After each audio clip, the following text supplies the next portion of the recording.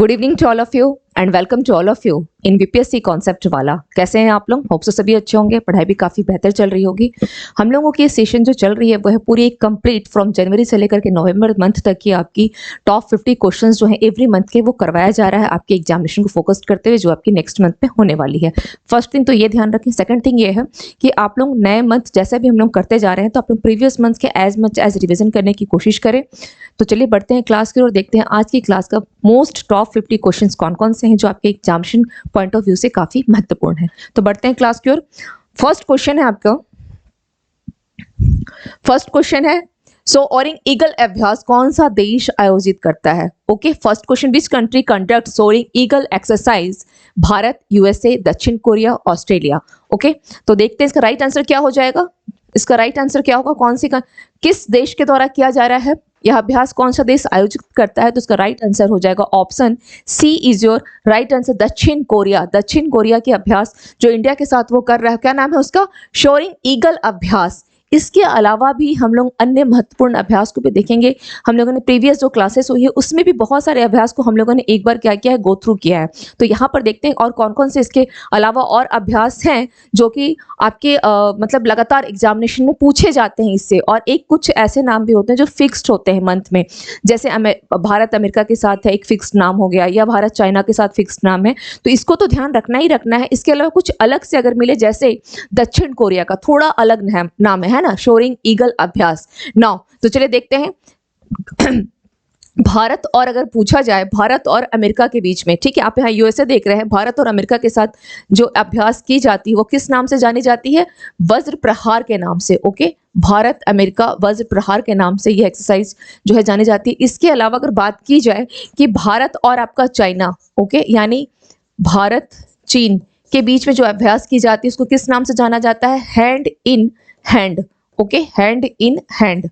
Now next है आपका Australia दिया गया है ऑप्शन में। ऑप्शन में ऑस्ट्रेलिया है। इसके साथ अगर भारत की एक्सरसाइज होती है तो उसे किस नाम से जाना जाता है? Australia Hind. Australia Hind. Okay, ये क्या नाम है? तो इन नामों को याद रखना थोड़ा आसान है क्योंकि देश के साथ ही मिलता जुलता है। लेकिन भारत जापान, अगर बात की जाए भारत और जापान, ठीक है, भारत जापान, भारत जापान के साथ जो अभ्यास किए जाते हैं सिर्फ दो नाम है। एक है आपका धर्म गार्जियन, दूसरा है आपका धर्म गार्जियन हो या वीर गार्जियन। ओके, वीर गार्जियन, इसको याद रखेंगे। इसके अलावा एक अन्य नाम और है और वो है आपका जिम बैक्स। जिम बैक्स, यानी जिम बैक्स का मतलब हो गया J for Japan, I for India and I for India, I N India के लिए हो गया जिम, ये हो गया JIM, and M for military bilateral exercise. Japan India military bilateral exercise, इसको ध्यान रखना है। किसके साथ है ये? भारत जापान। इसी प्रकार का एक अन्य नाम और है और वह है भारत अफ्रीका। भारत अफ्रीका,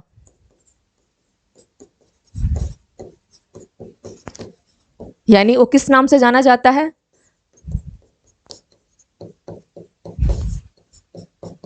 ठीक है, appendix. Appendix, Africa India defence exercise, इसको ध्यान रखना है, ये अपेंडिक्स के नाम से जाना जाता है। Now come to the next. इसके अलावा बहुत, जैसे सूर्य किरण, सूर्य किरण की अगर बात की जाए तो किन दो देशों के बीच में सूर्य किरण अभ्यास किया जाता है? सूर्य किरण 70। आप जब आगे नेक्स्ट मंथ का देखेंगे, चूंकि ये अभ्यास नवंबर में किया गया है, अगर आप लगातार अभ्यासों को एक जगह ध्यान रखेगा और सोचेंगे कि एक साथ रट ले तो रटने से नहीं हो पाएगा। कोई भी अगर एक्सरसाइज आपके पास आता है, जैसे अभी ये एक्सरसाइज दिया गया था सोअरिंग ईगल अभ्यास, है ना, ये अभ्यास का नाम आया, या ये आप इसको ये इस अभ्यास, तो क्या रखना है? सोअरिंग ईगल से अगर बहुत आसान करना हो इसको तो ध्यान रखिएगा इसका आयोजन जो किया गया था वो सियोल में किया गया था। ठीक है, इसका आयोजन कहाँ किया गया था? इसका आयोजन किया गया सियोल में। सियोल, और सियोल कहाँ है आपका? दक्षिण कोरिया। सियोल यानी south Korea. Okay, south Korea है, तो इससे भी याद रह सकता है कि एस सोअरिंग, एस सियोल और एस साउथ कोरिया। अगर बहुत ज्यादा लगे कि क्या हो सकता है तो एक ट्रिक यहाँ पे शायद काम आ जाए आपका। ओके, नाउ ये हो गई। हाँ, हम लोग कहा थे भारत और नेपाल, इनके बीच में जो एक्सरसाइज की जाती है भारत नेपाल की, उसको किस नाम से जाना जाता है? सूर्य किरण। सूर्य किरण। और इसका भी एक सीरीज है, क्या है वो? 17, सूर्य किरण 17। किसके किसके बीच में है यह? Bharat Nepal. Bharat Nepal. Clear? Clear? Now अब हम लोग देखते हैं, इसके अलावा अगर पूछा जाए कि भारत और फ्रांस के बीच में कौन सा किया गया है, भारत और फ्रांस के, तो वहां आप देखेंगे गरुड़ है, वरुण है, ओके, गरुड़, वरुण, ये किसके किसके बीच में है? भारत और फ्रांस के बीच में, ओके, भारत और फ्रांस के बीच में आप इस तरह के अभ्यास जो है देखेंगे, वरुण, गरुड़, शक्ति, एक अभ्यास का नाम शक्ति भी है, ठीक है। इसके अलावा अगर पूछा जाए कि भारत श्रीलंका के बीच में जो अभ्यास किए जाते हैं वो किस नाम से जाना जाता है, तो अभ्यास मित्र शक्ति। शक्ति केवल फ्रांस है, और अगर मित्र शक्ति बोला जाए तो श्रीलंका होगा। यहाँ पे उसे भी लिख लेते हैं, क्या होगा?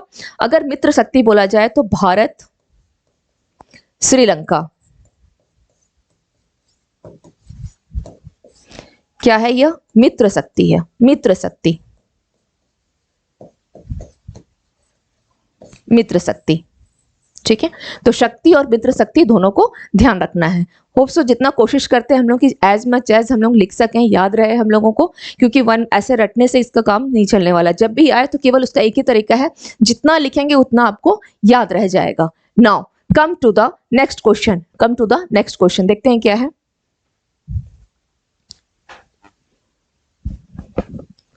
कानूनी ऋण सीमा किस देश से संबंधित है? कानूनी ऋण सीमा, ओके, कानूनी ऋण सीमा या किस देश से संबंधित है? ऑप्शन दिया गया है यूएसए, ऑस्ट्रेलिया, जापान, इंडोनेशिया। तो इसका राइट आंसर क्या हो जाएगा? सबसे पहले हम लोग इसके राइट आंसर को देखते हैं। यह आपका यूएसए से संबंधित है, यूएसए से संबंधित है, ठीक है।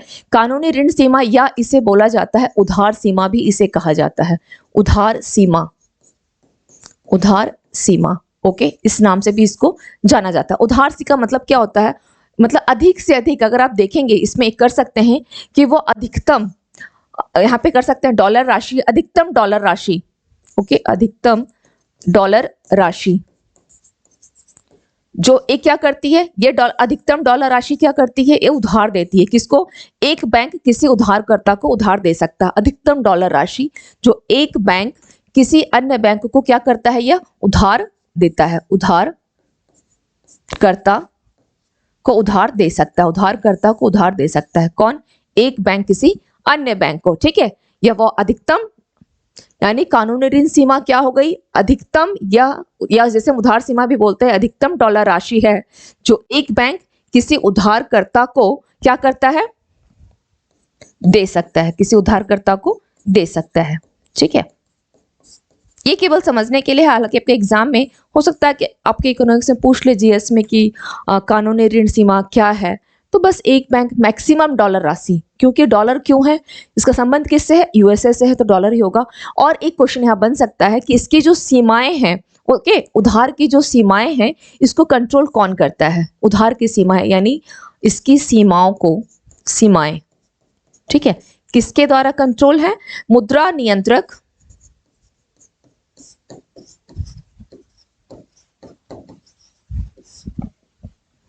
कार्यालय, मुद्रा नियंत्रक कार्यालय, यानी जिसे हम इंग्लिश में बोल सकते हैं ओसीसी द्वारा, ओसीसी द्वारा विनियमित। किसको किसके द्वारा विनियमित किया जाता है? ओसीसी द्वारा इसको विनियमित किया जाता है, विनियमित किया जाता है, ठीक है, यानी रेगुलेट किया जाता है, विनियमित किया जाता है। Clear? Now come to the next question, come to the next question, okay. Now किस शहर ने फिनटेक और वित्त के भी भविष्य के लिए नया वैश्विक घर विषय पर अपना पहला फिनटेक शिखर सम्मेलन आयोजित किया गया है? पहला, ओके, पूछा गया है पहला, तो अब देख लेते हैं कि क्या है ये। नई दिल्ली, न्यूयॉर्क, दुबई, सिंगापुर। इसका राइट आंसर क्या हो जाएगा? किस शहर ने, किस पे बोला गया है? फिनटेक और वित्त के भविष्य के लिए नया वैश्विक घर, विषय ये है, विषय ये है और इस पर पहला अगर पूछा जाए कि पहला फिनटेक शिखर सम्मेलन का विषय या थीम क्या था, तो क्या है? फिनटेक और वित्त के भविष्य के लिए नया वैश्विक घर। और इसके साथ यह पहला फिनटेक शिखर सम्मेलन भी है। पहला, तो हमेशा मैंने कहा है कि जिस सेंटेंस में पहला पहली फर्स्ट आ जाए तो वो महत्वपूर्ण हो जाता है। तो क्या होगा? ये पहला फिनटेक शिखर सम्मेलन कहाँ आयोजित किया गया है? पूछा गया है कि कहाँ इसको आयोजित किया गया है। नाउ ऑप्शन दिया गया है नई दिल्ली, न्यूयॉर्क, दुबई, सिंगापुर। तो इसका राइट आंसर क्या हो जाएगा? इसका राइट आंसर हो जाएगा दुबई। राइट आंसर क्या होगा? दुबई, यानी आपका यूएई। दुबई को लेकर के एक इंफॉर्मेशन और ध्यान रखिएगा, क्योंकि दुबई यहाँ पे आ गया है तो दो तीन इंफॉर्मेशन को एक जगह रख लें आप लोग। दुबई में अभी हाल फिलहाल में ही सीबीएसई के द्वारा प्रशासनिक कार्यालय जो है वो खोला जा रहा है। दुबई में क्या किया जा रहा है? आपका सीबीएसई, इसके द्वारा जो है आपका प्रशासनिक कार्यालय यानी एडमिनिस्ट्रेटिव ऑफिस जो है प्रशासनिक कार्यालय, इसे खोला जा रहा है। ठीक है, दुबई में प्रशासनिक कार्यालय खोला जा रहा है। किसके द्वारा? सीबीएसई के द्वारा। क्लियर? ये इंफॉर्मेशन को आप लोग ध्यान रख सकते हैं। नाउ चलिए नेक्स्ट देखते हैं। नेक्स्ट देखते हैं क्या है नेक्स्ट क्वेश्चन। निम्न में से किस राज्य के मुख्यमंत्री ने हाल में ही हरे कृष्णा हेरिटेज टावर की शुरुआत की है? कौन सा टावर है? Hare Krishna heritage tower.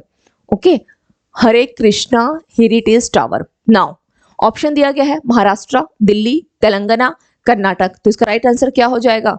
इसका राइट आंसर क्या होगा? कहाँ किया गया है? तो ये किया गया है तेलंगाना। तेलंगाना के मुख्यमंत्री के द्वारा कहां पर किया गया है? तो ध्यान रखिएगा, ये हैदराबाद में। हैदराबाद में। ओके, हैदराबाद में। नाउ हैदराबाद से ये हैदराबाद में किया गया है। ठीक है, चलिए इससे रिलेवेंट एक इंफॉर्मेशन और ध्यान रखिएगा कि अभी हाल फिलहाल में ही यानी सितंबर मंथ में हैदराबाद मुक्ति दिवस सेलिब्रेट किया गया है। हैदराबाद मुक्ति दिवस, एक इंफॉर्मेशन इससे रिगार्डिंग, हैदराबाद क्या है? मुक्ति दिवस। हैदराबाद मुक्ति दिवस कब मनाया गया है? ये कब मनाया गया है? ये 17 सितंबर को मनाया गया है। 17 सितंबर। ओके, क्यों मनाया गया है? 17 सितंबर को क्यों मनाया गया है? क्योंकि 17 सितंबर को ही आपका हैदराबाद जो है एक अलग रियासत बना था। 17 सितंबर को ही।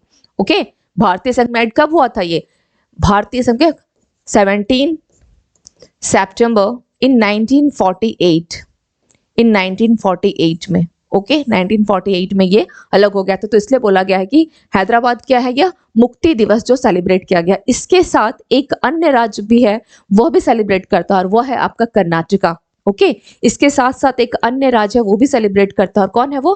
कर्नाटका, यानी कर्नाटक। इसके साथ एक इंफॉर्मेशन और ध्यान रखिएगा, जो कि हम लोग मंथ वाइज करते जा रहे हैं, तो कोशिश ये कीजिए कि जितने इन्फॉर्मेशन अगर आपने अभी पढ़ा है और अगर मैं आपको सितंबर का पढ़ाऊंगी तो वहां पे ये चीजें आएंगी तो आपका रिवीजन हो जाएगा। नाउ कर्नाटक के अलावा एक इंफॉर्मेशन और है कि हैदराबाद में आपकी जैन, ओके, जैन धर्म की संबंधित यानी 4 जैन मूर्तियां जो है वहां पाई गई हैं। ओके, हैदराबाद में 4 जैन की मूर्तियां जो है वह पाई गई है। ये इंफॉर्मेशन में ध्यान रखिएगा। चलिए ठीक है, नाउ अब हम लोग देख लेते हैं, ये हो गया आपका हैदराबाद से संबंधित। नेक्स्ट क्या है? नेक्स्ट क्वेश्चन पे आते हैं। अटल न्यू इंडिया चैलेंज किस संस्था के अटल इनोवेशन मिशन का एक प्रमुख कार्यक्रम है? अच्छा क्वेश्चन है और क्वेश्चन इंपॉर्टेंट भी है। संस्था पूछा है, आपसे पूछा गया है कि संस्था पूछ लिया है। नेस्कॉम है, नीति आयोग है, अंतरराष्ट्रीय सौर संघ है एंड कौशल विकास और उद्यमिता मंत्रालय। Okay, now come to the next, देख लेते हैं क्या है यह Atal new India challenge. Okay, किस संस्था का पूछा गया है और पूछा है यहां पर अटल इनोवेशन मिशन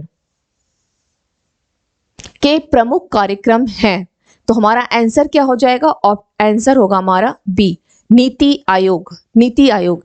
यहां पर 2-3 चीजें महत्वपूर्ण है। सबसे पहला तो ये कि अटल न्यू इंडिया चैलेंज जो है किस संस्था के अटल इनोवेशन मिशन यानी अटल इनोवेशन मिशन नीति आयोग के तहत जो है इसका एक प्रमुख कार्यक्रम है। आखिर यह अटल इनोवेशन मिशन को लॉन्च कब किया गया था? यह 2016 में इसे लॉन्च किया गया था। फर्स्ट इसको ये ध्यान रखना है, अटल इनोवेशन मिशन क्या होता है? तो आप देखेंगे कि नवाचार और प्रौद्योगिकी के क्षेत्र में, इनोवेशन का मतलब क्या होता है? कुछ इन्वेंट करना, तो इसका संबंध किससे है? नवाचार एवं प्रौद्योगिकी से, इसको ध्यान रखना है। अटल इनोवेशन मिशन, जिसको 2016 में लाया गया है, लॉन्च किया गया है। अब बात आती है चूंकि नीति आयोग की, तो नीति आयोग अगर पूछा जाए कि नीति आयोग का गठन कब किया गया था, तो इसका गठन किया गया 1 जनवरी 2015 में। ओके, योजना आयोग को हटाकर क्या लाया गया था? नीति आयोग लाया गया। अगर पूछा जाए कि नीति आयोग में अध्यक्ष कौन होते हैं, तो अध्यक्ष नीति आयोग के एकदम फिक्स्ड हैं। जो भारत के प्रधानमंत्री होंगे वो नीति आयोग के अध्यक्ष होंगे, चेयरमैन होंगे, प्रेसिडेंट होंगे। तो ये बिल्कुल फिक्स्ड हो गया। अब बात आती है उपाध्यक्ष कौन है? नीति आयोग का उपाध्यक्ष कौन है? क्योंकि ये चेंज होते रहते हैं और ये पूछता भी है कौन है, तो ये हो गए डॉक्टर सुमन के बेरी, डॉक्टर सुमन के बेरी। ओके, और अगर पूछा जाए कि इसके सीईओ कौन है, यानी चीफ एग्जीक्यूटिव ऑफिसर कौन है, तो क्या नाम आएगा? इस नाम को बेहतर होगा कि जरा इंग्लिश में ही लिख लें। VVR, साउथ इंडियन नेम है, क्या होगा? VVR Subrahmanyam, Subrahmanyam. Okay, VVR Subrahmanyam. कौन है ये? नीति आयोग के सीईओ है। उपाध्यक्ष की बात की जाए तो डॉक्टर सुमन के बेरी, इसकी स्टैब्लिश कब हुई थी? इन 2015। पहले राजीव कुमार थे। नाउ अब बात आती है अंतरराष्ट्रीय सौर संघ की, यानी international solar alliance. International solar alliance जिसकी स्थापना भी कब, इसका गठन किया गया था? इन ईयर 2015, इन ईयर 2015। और कब, क्या सिचुएशन क्या था, परिस्थितियां क्या थी? तो COP21, COP21 कहाँ चल रहा था? यह COP21 कहाँ चल रहा था? यह पेरिस जलवायु समझौता किया गया था। पेरिस जलवायु समझौता। ओके, और इसी समझौते के बाद जो है आपका इंटरनेशनल सोलर अलायंस का गठन किया गया था, जिसका वर्तमान में अभी अगर देखा जाए तो 95th जो देश है, 95th जो इसका सदस्य देश है वो है आपका चिली है, चिली। ओके, और इसकी बात की जाए इसकी हेडक्वार्टर की, ये इंपॉर्टेंट है, ध्यान रखिएगा। इसके बात की जाए हेडक्वार्टर की तो गुरुग्राम हरियाणा है। कहाँ है? Gurugram Haryana. Clear? Gurugram Haryana. Now come to the next question. Next question पे आते हैं। हम लोग की कोशिश ये है कि एज मच एज जितना अधिक से अधिक इंफॉर्मेशन एक क्वेश्चन से आ सके वो लेना है।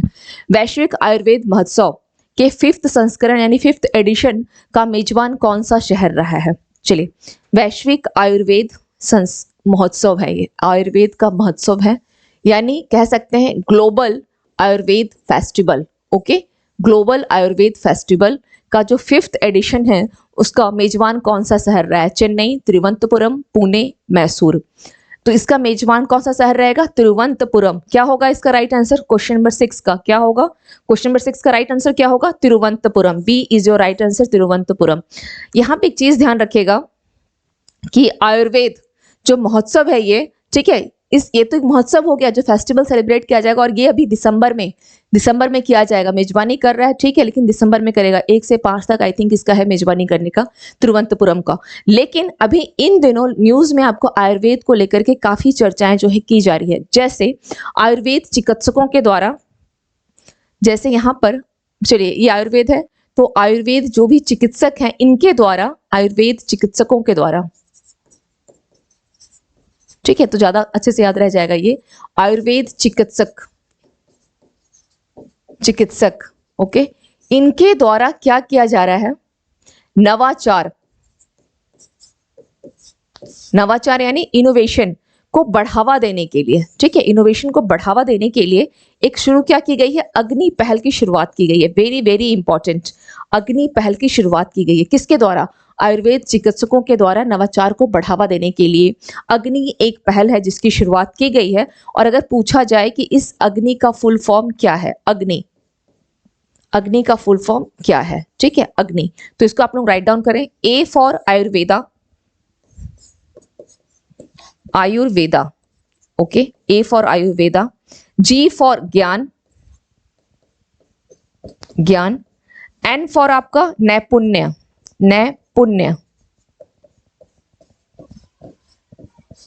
And I for initiative, initiative, initiative. Okay, ये है आपका अग्नि। अगर आप इसे हिंदी में भी लिखेंगे तो क्या होगा, आयुर्वेदा ज्ञान नैपुण्य इनिशिएटिव एक पहल है जो किसके द्वारा है, आयुर्वेद चिकित्सकों के द्वारा। इसको ध्यान रखना है। ओके, नाउ इसके अलावा एक मोस्ट इंपॉर्टेंट थिंग ये है कि आजकल क्या कर रहा है, इसी आयुर्वेद को बढ़ावा देने के लिए ग्लोबली यानी वैश्विक स्तर पर, ठीक है, क्योंकि आयुर्वेद क्या है, एक पारंपरिक पद्धति है, चिकित्सा की इसको पारंपरिक पद्धति माना जाता है, ठीक है।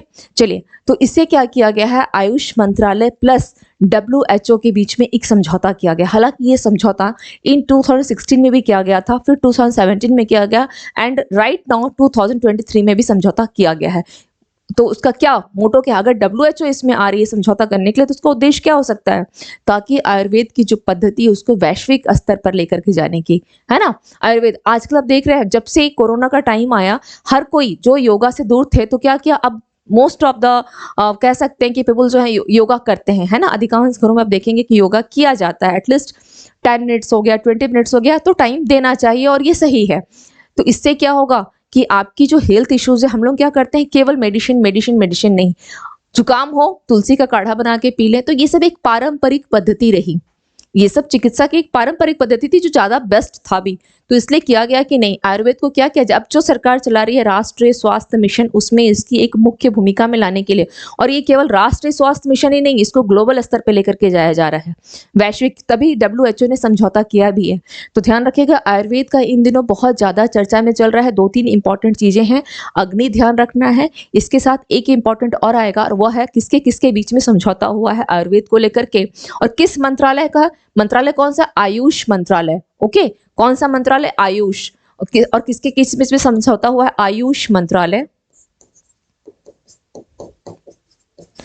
प्लस आपका किसके साथ समझौता किया गया है, आयुष एंड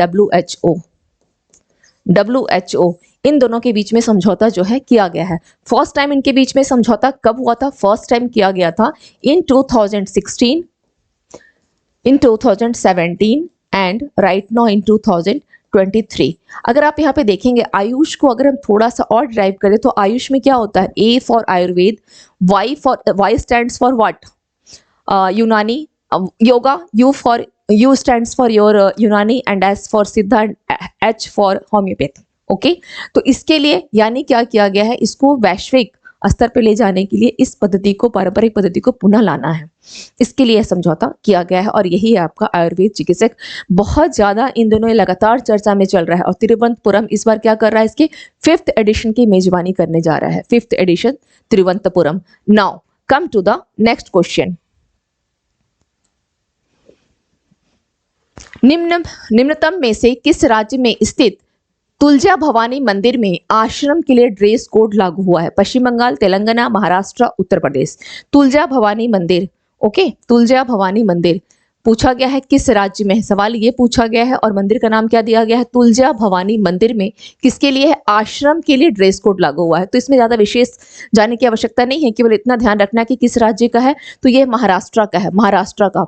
और महाराष्ट्र एक ऐसा राज्य है जहां पर 2 डिप्टी CM है, महाराष्ट्र में 2 डिप्टी CM है ना, CM तो एक ही है लेकिन डिप्टी CM यहाँ पर 2-2 हैं। खैर, अब महाराष्ट्र की एक जो योजना है जो अप्रैल में लाई गई थी, शायद मैंने अप्रैल वाले उसमें मेंशन नहीं किया है, उसको ध्यान रखिएगा, आपकी है लेक बेटी योजना। ओके, महाराष्ट्र की योजना कौन सी है, लेक बेटी योजना। लेक बेटी योजना का मतलब होता है प्यारी बेटी, लेक बेटी का मतलब होता है प्यारी बेटी। ओके, इसका मतलब क्या होता है, प्यारी बेटी योजना।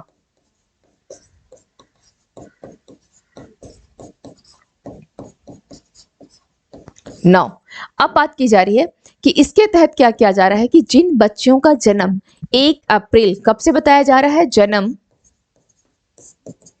1 अप्रैल 2023 के बाद हुआ है, उनके लिए महाराष्ट्र गवर्नमेंट की तरफ से कितना दिया जा रहा है, 1 लाख रुपीस दिया जा रहा है, 1 लाख रुपीस।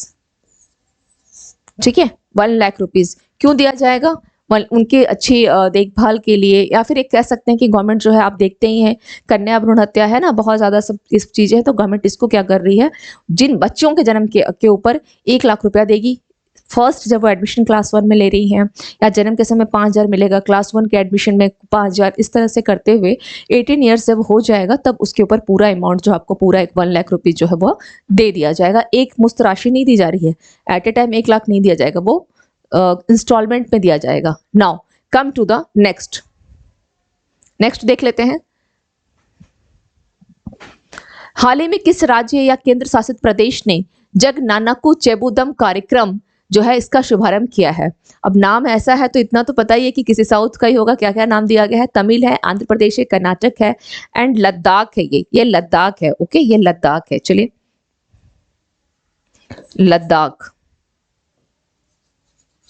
लद्दाख थोड़ा सा करेक्शन कर लेंगे, ये लद्दाख है, LADKH, लद्दाख है ये। ओके, चलिए नाउ इसका राइट आंसर क्या हो जाएगा? इसका राइट आंसर क्या होगा देख लेते हैं। क्वेश्चन नंबर 8 राइट आंसर हो जाएगा आंध्र प्रदेश।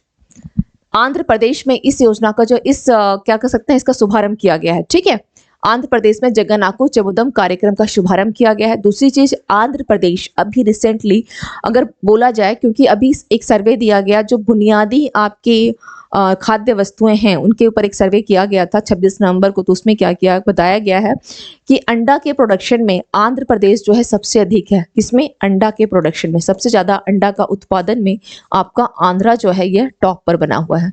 अंडा उत्पादन में आंध्रा किस पर है? टॉप पर है। इसको ध्यान रखना है, अंडा के उत्पादन में आंध्रा टॉप पर है।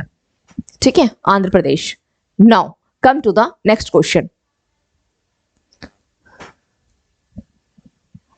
डेनिसोवा गुफा जो खबरों में था किस देश में स्थित है? डेनिसोवा गुफा कहां पर है?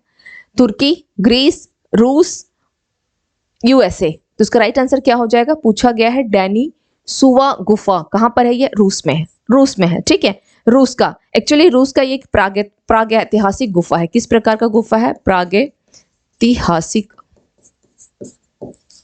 गुफा है ये।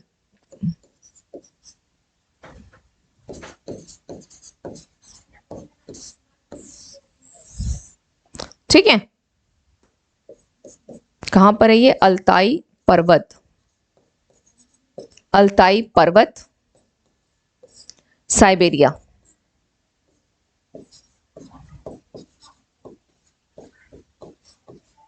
साइबेरिया।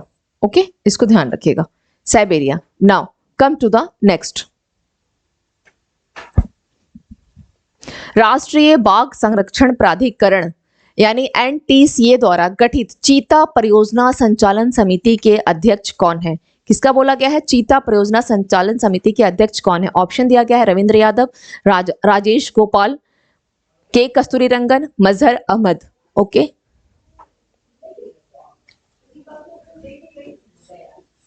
बी क्या होगा? राजेश गोपाल। क्या होगा? राजेश गोपाल। ओके, नाउ देख लेते हैं इसके बाद थोड़ा डिटेल हम लोग देख लेते हैं।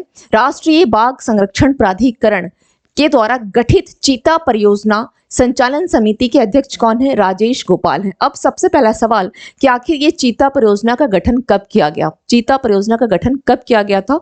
तो चीता परियोजना का गठन किया गया है सब प्रथम 2009 में। ओके, 2009 में इसका गठन किया गया। अब बात आती है, चूंकि चीता इसको पुनर्गठन किया गया, गठन तो किया गया था 2009 में, पुनः इसका पुनर्गठन किया गया। ओके, पुनर्गठन, फर्स्ट टाइम ये गठन किया गया, फिर इसका पुनर्गठन किया गया। पुनर्गठन कब किया गया? 17 सितंबर 2002। ओके, 2000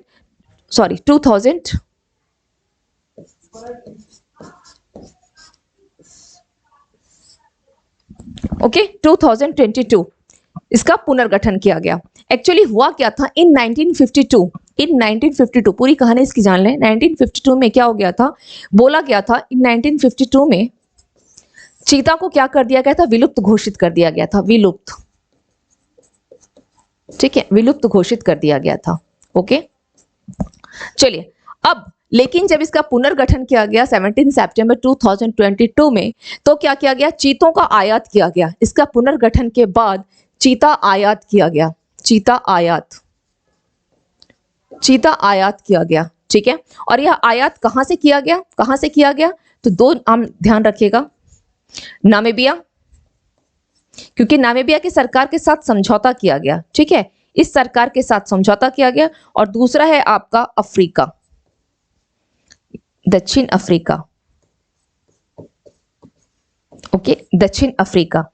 तो यहां पे जब चीता आयात की गई तो पूछा जा सकता है कि कितने चीतों का आयात किया गया था, तो यह था 20 चीतों का आयात किया गया। 20 थी इनके नंबर ऑफ चीताज अगर बोला जाए, लियोपर्ड्स कितना था, 20 था। तो नामीबिया से कितना मंगाया गया, ओके, नामीबिया से कितना मंगाया गया, तो नामीबिया से आपका 8 चीता मंगाया गया था और बाकी 12 जो है आपके दक्षिण अफ्रीका से मंगाए गए थे। ठीक है, दक्षिण अफ्रीका से। और इसको मंगा करके सवाल अगर ये भी पूछा जाए कि 2023 में, ठीक है मैं यहाँ लिख देती हूँ, 2023 में चीतों की कुल संख्या कितनी है, 2023 में चीतों की कुल संख्या कितनी है, अगर पूछा जाए चीतों की संख्या कितनी है, चीतों की कुल संख्या पूछा जाए तो हो जाएगा आपका ये 20 है। ये जो मंगाए गए हैं 20, कब मंगाया गया है, लास्ट ईयर मंगाया गया है, तो चीतों की संख्या कितनी है, 20 है, इसको ध्यान रखिएगा। और इन सभी को मंगा करके, इन 20 चीताओं को मंगा करके आयात करके कहाँ रखा गया, इनको रखा गया मध्य प्रदेश, एमपी के कुनो, ओके, कुनो राष्ट्रीय उद्यान, कुनो राष्ट्रीय उद्यान, इसको ध्यान रखें, एमपी के कुनो राष्ट्रीय उद्यान में इनको रखा गया। ठीक है, एमपी के कुनो राष्ट्रीय उद्यान में। और इतना ही नहीं, यह जो आप 4 देख रहे हैं, नामीबिया में जो आपने देखा कि 8 चीते वहां से मंगाए गए हैं, इसमें से एक चीते ने, ओके, नामीबिया के जो 8 चीते आप यहाँ देख रहे हैं, इसमें से एक चीते ने 4 शावकों को भी जन्म दिया, 4 शावकों को, 4 शावकों को क्या किया, जन्म दिया, जन्म दिया। ठीक है, 4 शावकों को जन्म दिया। क्लियर। तो अब ये पूरे अगर हम इसको देखते हैं, चीता परियोजना जो सबसे पहले बार 2009 में इसको स्टार्ट किया गया था, लेकिन इसका पुनर्गठन किया गया 2022 में, लास्ट ईयर। चीता फिर क्या किया गया, आयात किया गया, 20 चीतों को आयात किया गया। कहाँ से, अफ्रीका के, नामीबिया और दक्षिण अफ्रीका से। नामीबिया से 8 चीते आए, दक्षिण अफ्रीका से 12। इन सबों को रखा गया एमपी के राष्ट्रीय उद्यान में। कौन सा राष्ट्रीय उद्यान, कुनो राष्ट्रीय उद्यान में। नाउ अगर पूछा जाए चीतों की संख्या कितनी है भारत में वर्तमान में, तो 20 है, इसको ध्यान रखना है। इसके साथ ही साथ जो कि बोला गया है राष्ट्रीय बाघ संरक्षण प्राधिकरण, टाइगर प्रोजेक्ट, जो आपका टाइगर प्रोजेक्ट है, ये तो चीता परियोजना हो गई, लेकिन टाइगर प्रोजेक्ट जो है, यानी आप कह सकते हैं बाघ परियोजना, ओके, बाघ परियोजना, बाघ परियोजना, ये कब की है, बाघ परियोजना कब है, 1973, ओके, 1973 का टाइगर प्रोजेक्ट कब का है, 1973 का। और अगर सबसे अधिक, अब आप देखें कि एमपी में इतने सारे चीते, सभी चीते तो वहीं रखे गए हैं कुनो में ही, और सबसे अधिक अगर बाघों की संख्या की भी बात की जाती है, सबसे अधिक बाघों की संख्या की अगर बात की जाए तो कहाँ है, एमपी है आपका। सबसे अधिक बाघों की संख्या, सबसे अधिक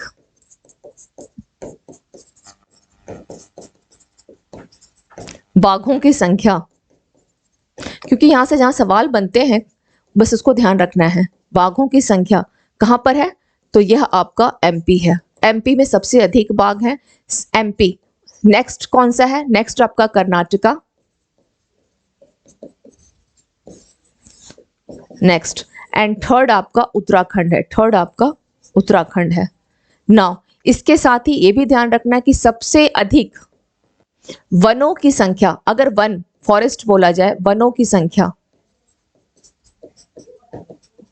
तो उसमें भी कौन है, एमपी आपका फर्स्ट है, एमपी आपका फर्स्ट है सबसे अधिक। तो क्या क्या हो गया, जहां पे जंगल अधिक रहेंगे, कहने का यह है कि रटने की आवश्यकता नहीं पड़ेगी, समझ लीजिए यहाँ जंगल बहुत अधिक है, तो बाघ चीते सबसे अधिक आपको यही मिलेंगे। ये मैं समझाना चाह रही थी, इसलिए मैंने ये सारा डिटेल आपको बताया कि क्या क्या यहाँ पे है। क्लियर, ये समझ में आ गया। चलिए now come to the next question, next question पे आते हैं। हाँ, इसका आंसर क्या है, राजेश गोपाल, राजेश गोपाल यहाँ पे आंसर होगा क्वेश्चन नंबर 10 का। Now come to the next question. केंद्रीय ग्रामीण विकास मंत्रालय ने किस उद्देश्य के लिए समर्थ अभियान की शुरुआत की है। ऑप्शन है ए, ग्रामीण क्षेत्रों में जल संरक्षण को बढ़ावा देने के लिए, ग्रामीण क्षेत्रों में कौशल प्रशिक्षण को बढ़ावा देने के लिए, ग्राम पंचायतों में डिजिटल लेन देन को बढ़ावा देने के लिए, ग्राम पंचायतों में बुनियादी ढांचे के विकास को बढ़ावा देने के लिए। तो उसका राइट आंसर क्या हो जाएगा। ओके, चलिए देखते हैं। नाउ केंद्रीय ग्रामीण विकास मंत्रालय, ने किस उद्देश्य के लिए, कौन सा है, समर्थ अभियान, ओके, समर्थ अभियान। समर्थ अभियान जिसको कब लॉन्च किया गया है, समर्थ अभियान कब लॉन्च किया गया है, इसको लॉन्च किया गया है 2023। समर्थ अभियान कब लाया गया है, समर्थ अभियान 2023 में, ओके। और अगर ज्यादा और डिटेल लिखना हो तो आप 1 फरवरी लिख लें, 1 फरवरी 2023, ठीक है। और इसे कब से कब तक जारी रखा गया, इसे 15 अगस्त तक जारी रखा गया इस अभियान को, कब से कब तक, तो 15 अगस्त तक यह अभियान जारी था, 15 अगस्त, क्योंकि यह क्या है, एक अभियान है। कब तक जारी था, 2023 तक, ठीक है, 2023 तक यह अभियान जारी रहा, 1 फरवरी से लेकर के 15 अगस्त तक। नाउ अब बोला जा रहा है कि आखिर इसमें क्या किया गया है, इसका राइट आंसर पूछा जा रहा है, तो इसका राइट आंसर क्या होगा, ऑप्शन सी, ग्रामीण पंचायतों में डिजिटल लेन देन को बढ़ावा देने के लिए करीब 50 ग्राम पंचायतों को क्या करना है, डिजिटल लेन देन को बढ़ावा देना है। कितना है ग्राम पंचायत, 50, ओके, करीब 50 ग्राम पंचायतों को क्या करना है, डिजिटल लेन देन के लिए बढ़ावा देने के लिए आपका समर्थ अभियान को लाया गया। समर्थ अभियान केंद्रीय ग्रामीण विकास मंत्रालय का है यह समर्थ अभियान। नाउ मंत्रालय जरूर ध्यान रखिएगा, मंत्रालय पूछ लेता है इसलिए मैंने वहां पर अंडरलाइन कर दिया है मंत्रालय, ये इंपॉर्टेंट होता है किसी भी एग्जाम में मंत्रालय, और खास करके बिहार के एग्जाम में मंत्रालय मंत्री, या जैसे अभी इलेक्शंस हो गए हैं तो उसको भी एक मतलब बहुत इंपॉर्टेंट न्यूज हो जाता है, ये सब ध्यान रखिएगा। Now come to the next. Next क्या है, भारतीय नौसेना के जहाज आईएनएस तरकश और INS Subhadra Al Mohammed Al Hindi 2023 नौसेना अभ्यास में भाग लेने के लिए डैश क्षेत्र में यानी इसका अभ्यास किया गया। ऑप्शन है दस्तावेज, ईरान, ओमान। अच्छा, केवल 3 आंसर दिए गए, चलिए डी मैं लिख देती हूँ, डी क्या होगा देख लेते हैं।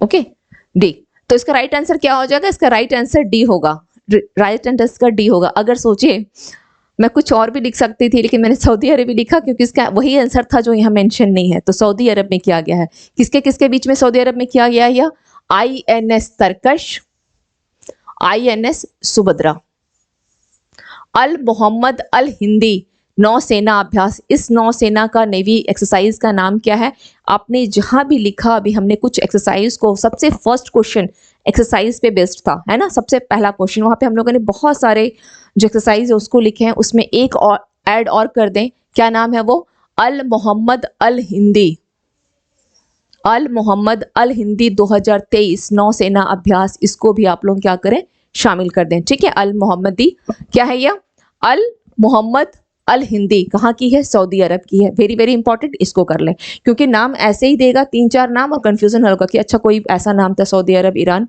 तो इसको ध्यान रखना है। Now come to the next. अगर यहीं पे पूछा जाए आपसे इसी जगह जो कि मध्य एशिया का है, अगर पूछा जाए कि भारत और कजाकिस्तान के बीच में जो अभ्यास किए जाते हैं उसका क्या नाम है, ठीक है, तो उसको भी लिख लें यहाँ पे, उससे भी लिख लें, भारत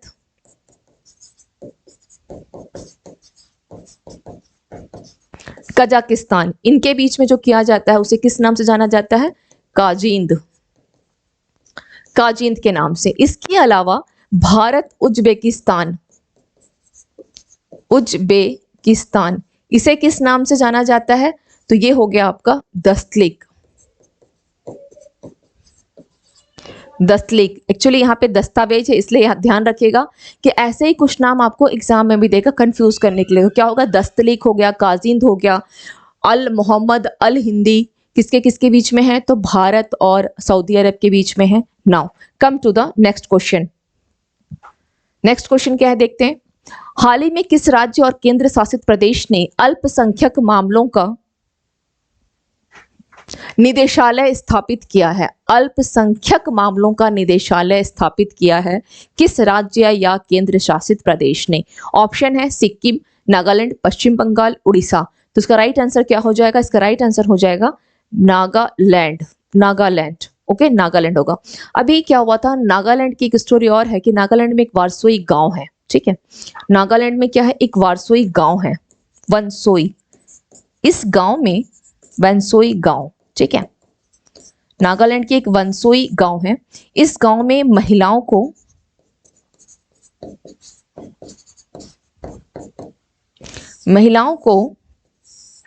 पहली बार, ठीक है, पहली बार पहली बार मैंने इसलिए इसको लिखा क्योंकि मैं हमेशा बोलती हूँ जिस क्वेश्चन का पहली बार कुछ भी हो वो अपने आप में महत्वपूर्ण हो जाता है। तो पहली बार यहाँ पर मोरंग में प्रवेश करने की अनुमति दी गई है। मोरंग में, ओके, मोरंग में प्रवेश करने की अनुमति दी गई। मोरंग में प्रवेश, फर्स्ट टाइम मोरंग में प्रवेश। एक्चुअली यहाँ पर महिलाओं को मोरंग जो है इसमें जाना वर्जित था, महिलाएं प्रतिबंधित थी, यहाँ नहीं जा सकती थी। लेकिन अब क्या किया गया, यहाँ पे ये केवल गई ही नहीं है, आपने शायद देखा भी होगा न्यूज में, ये यहाँ पर जाकर के बजाबता जो ड्रम वगैरह होता है ना, ड्रम बजाना, ये महिलाएं वहां जाकर के ड्रम बजाई भी हैं, जहां पर इनको पूरा 100% रेस्ट्रिक्टेड था, प्रतिबंधित किया गया था। Now come to the next देख लेते हैं क्या है। भारतीय मूल की अभिनेता लेखिका मीरा सयाल कहाँ की है, भारतीय मूल की है। अभिनेता लेखिका मीरा सयाल को हाल में ही कौन सा प्रतिष्ठित पुरस्कार दिया गया है, कौन सा प्रतिष्ठित पुरस्कार दिया गया है। ओके, नाउ चलिए देख लेते हैं क्या है यह। ऑप्शन दिया गया है BAFTA, golden globe, Grammy, academy पुरस्कार। तो इसका राइट आंसर क्या होगा, इनको दिया गया है, लेखिका कौन है, मीरा सयाल, इनको बाफ्टा दिया गया है। बाफ्टा पुरस्कार किसको दिया गया है, मीरा सयाल को बाफ्टा दिया गया है, बस इतना ध्यान रखिएगा। Now come to the next question पे आते हैं। भारत और उसके बाहर कृत्रिम बुद्धिमत्ता को बढ़ावा देने के लिए शुरू किए गए केंद्रीय कार्यक्रम का नाम क्या है। ये बोला गया है यहाँ पर आर्टिफिशियल कृत्रिम बुद्धिमत्ता, यानी artificial, okay, artificial intelligence. Now उसका नाम क्या है, भारत आई, इंडियाई, भीम आई एंड विकास आई, ये नाम पूछा गया है। तो भारत और उसके बाहर कृत्रिम बुद्धिमत्ता यानी आर्टिफिशियल इंटेलिजेंस को बढ़ावा देने के लिए शुरू किया गया एक कार्यक्रम है और उसका नाम है भारत आई। क्या है, भारत ई। क्या नाम है इसका, इंडिया, ओके, इंडिया, क्या, इंडिया, इसको आप ऐसे लिख लें, इंडिया AI, ओके, क्योंकि इस पहले थोड़े स्पेलिंग इसमें मिस्टेक है, आप इसको इंडिया यहाँ पर A और I इस प्रकार से लिखें, ठीक है, इंडिया AI। किसके लिए है यह, इस इंडिया AI का संबंध किससे है, कृत्रिम बुद्धिमत्ता को भारत और उसके बाहर, यानी इंडिया के साथ साथ बाहर। तो केवल नाम क्या रहेगा, इंडिया आर्टिफिशियल इंटेलिजेंस, इतना ध्यान रहेगा। इंग्लिश वाले नाम को ध्यान रखिएगा, भारत नहीं होगा, क्या होगा, इंडिया होगा, आर्टिफिशियल इंटेलिजेंस जो है नाम इसका रखा गया है। चलिए नेक्स्ट देख लेते हैं क्या है। नीति आयोग ने किस संस्था के सहयोग से सामाजिक क्षेत्र में सर्वोत्तम प्रथाएं एक सार संग्रह 2023 जारी किया है। नीति आयोग ने, ऑप्शन दिया गया है यूनिसेफ, ऑप्शन क्या क्या है, यूनिसेफ, यूनेस्को, UNDP, UNEP। इसका राइट आंसर क्या होता है देख लेते हैं। उससे पहले लेकिन जो हम लोगों को देखना है कि नीति आयोग ने, किसकी है यह, नीति आयोग के द्वारा है, किसके सहयोग से, तो हमें आंसर ढूंढना है, सामाजिक क्षेत्र में सर्वोत्तम प्रथाएं एक सार संग्रह 2023 को इसने जारी किया है। ओके, तो इसका राइट आंसर क्या हो जाएगा, इसका राइट आंसर क्या होगा, इसका राइट आंसर हो जाएगा यह क्वेश्चन नंबर 16, यूनेस्को, ठीक है, यूनेस्को। चलिए अब यहाँ पे हम लोग करते हैं पूरे सबकी एक हम लोग डिटेल देख लेते हैं। यूनिसेफ जिसकी स्थापना कब की गई, 11th of December in 1946 इसकी स्थापना की गई, ठीक है, 1946 में इसकी स्थापना की गई यूनिसेफ की। यूनेस्को का कब किया गया है, 16th of November 1945, ओके, 1945 में इसकी स्थापना की गई। इसके अलावा अगर बात की जाए यूनेस्को में टोटल कितने मेंबर्स हैं, 195 मेंबर्स हैं। नाउ नेक्स्ट है UNDP, UNDP की स्थापना कब की गई, 28th of November in 1965, ठीक है, एंड लास्ट है UNEP, इसकी स्थापना कब की गई है, 5th जून 1972 और इसका हेडक्वार्टर कहाँ है UNEP का, नैरोबी,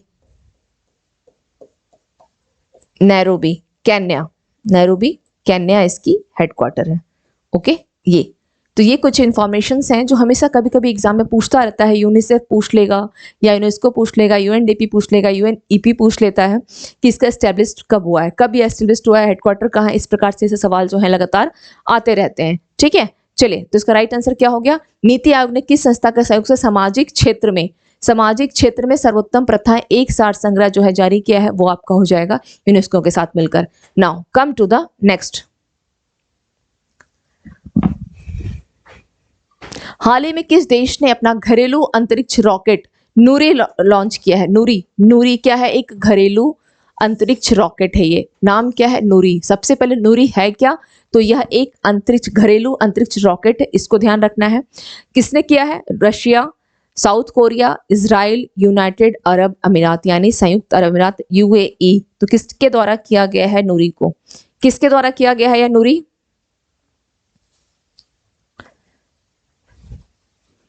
राइट आंसर इसका हो जाएगा ऑप्शन बी, जो कि मतलब कह सकते हैं कि अन इमेजिनेशन है। नूरी नाम से ये लगेगा क्या तो इजराइल हो, इराक हो, कोई भी ऐसा एक मुस्लिम नाम फेल होगा नूरी से, लेकिन ऐसा नहीं है। इसका राइट आंसर क्या हो जाएगा? दक्षिण कोरिया। दक्षिण कोरिया इसने क्या किया है? एक घरेलू अंतरिक्ष रॉकेट नूरी को लॉन्च किया है, नूरी। इसके अलावा अभी शीरोंग एक्सरसाइज किसके साथ की गई है? दक्षिण कोरिया के साथ की गई। कहाँ किया गया है? सियोल में किया गया है। किस किस देश के साथ? भारत के साथ। ओके, तो भारत और दक्षिण कोरिया की जो एक्सरसाइज उसका नाम क्या है? सीरोंग, ये ध्यान रखना है। चलिए now come to the next. Next देख लेते हैं क्या है। अंतरराष्ट्रीय बुकर पुरस्कार 2023 के संदर्भ में निम्नलिखित कथनों पर विचार कीजिए। फर्स्ट है, जॉर्जी गॉस्पोडिनोव ने मूल रूप से बुल्गारियाई, ओके ये बल्गेरियाई दे दिया है, यहाँ पे बुल्गारियाई होगा, बुल्गारियाई भाषा में ओके प्रकाशित अपने उपन्यास के लिए पुरस्कार जीता है। फर्स्ट। सेकंड है, टाइम शेल्टर उपन्यास ने अंतरराष्ट्रीय बुकर पुरस्कार 2023 जीता है। तो दो स्टेटमेंट जो आपको दिए गए हैं, पूछा गया है इनमें से कौन सा सही है। तो दिया गया फर्स्ट है केवल एक, केवल दो, सी एक और दो दोनों, डी ना तो एक और ना ही दो। इस क्वेश्चन में सबसे पहले ये ध्यान रखिएगा कि यहाँ पे किसका बोला जा रहा है? अंतरराष्ट्रीय बुकर पुरस्कार, okay international Booker prize. Now अब बोला गया है नाम क्या है? जॉर्जी। इस क्वेश्चन में केवल ये नहीं कि हमें आंसर देने से मतलब है, जो स्टेटमेंट्स दिए गए हैं उसको ध्यान रखना है। इस क्वेश्चन में जो स्टेटमेंट है उसे पूरे अच्छे तरीके से ध्यान रखना है। क्या है? जॉर्जी गॉस्पोडिनोव, ओके इन्होंने मूल रूप से किस भाषा में? बुल्गारियाई भाषा में प्रकाशित अपने उपन्यास के लिए उन्होंने पुरस्कार जीता है। First. Now time shelter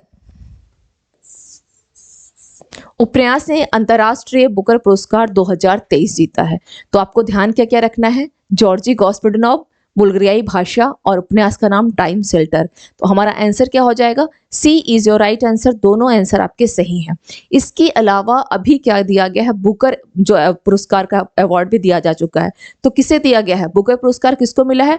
Paul lynch को, ठीक है पॉल लिंच। अब ये कहाँ की है? तो आयरिश, एक आयरिश महिला है जिनको दिया गया है, आयरिश महिला को। और इनके उपन्यास का नाम क्या है?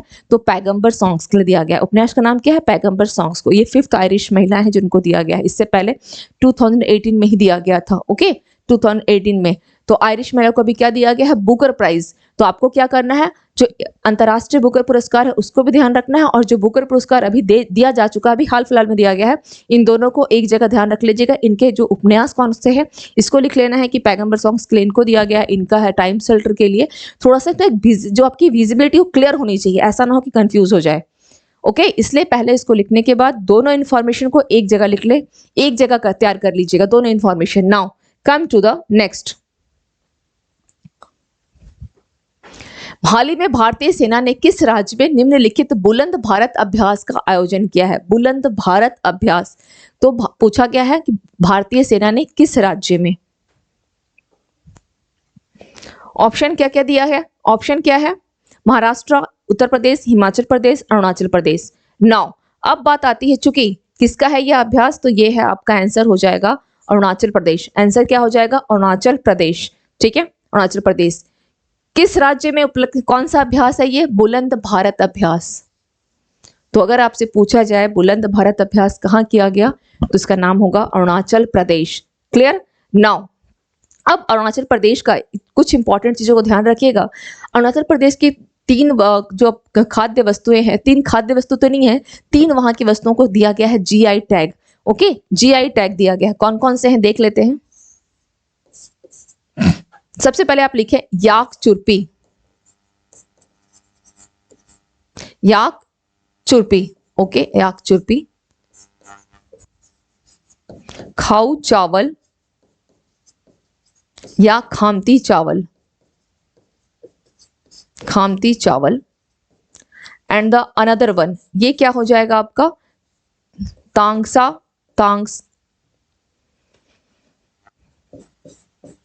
तांगसा वस्त्र।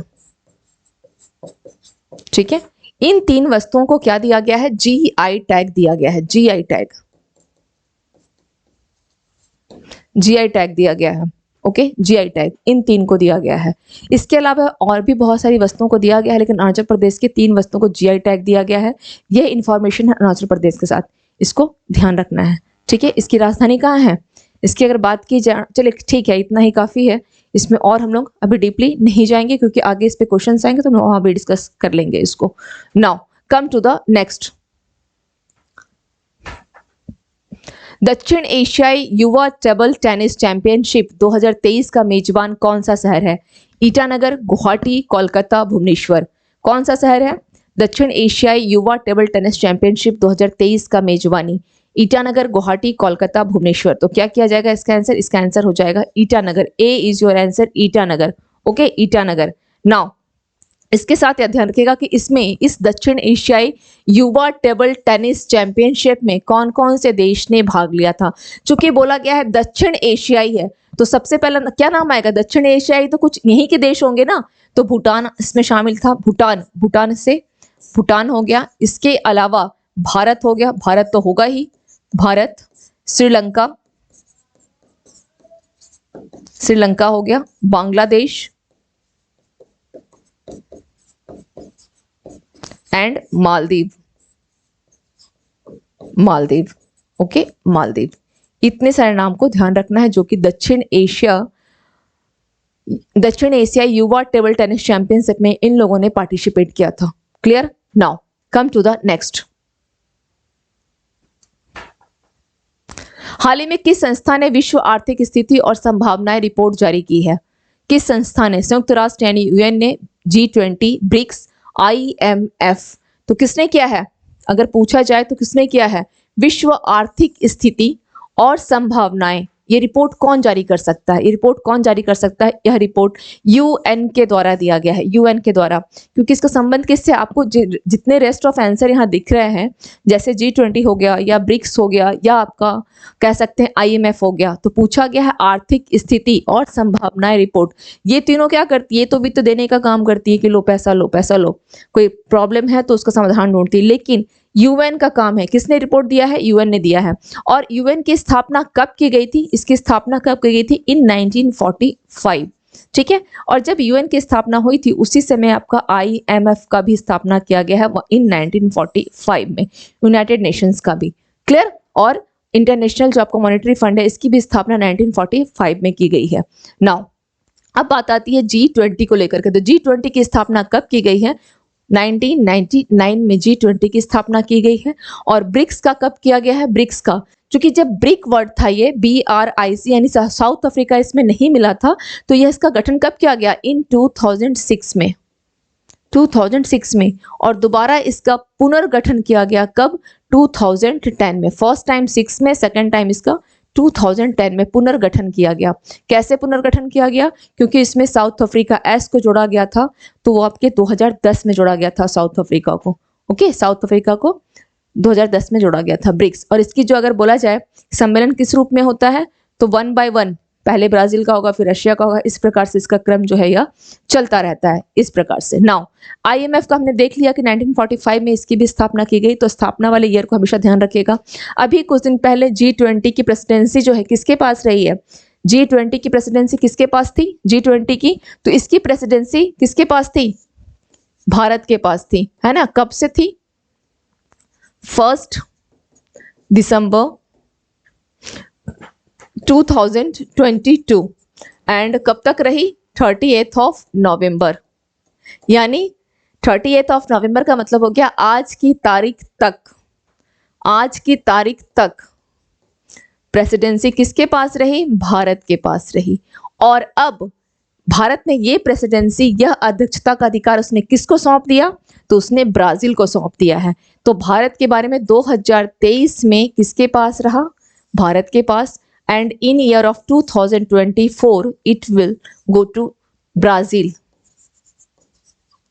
ब्राजील, ओके, ब्राजील के पास रहेगी इसकी प्रेसिडेंसी, ब्राजील के पास। और इसी से संबंधित एक शब्द है आपका ट्राइका।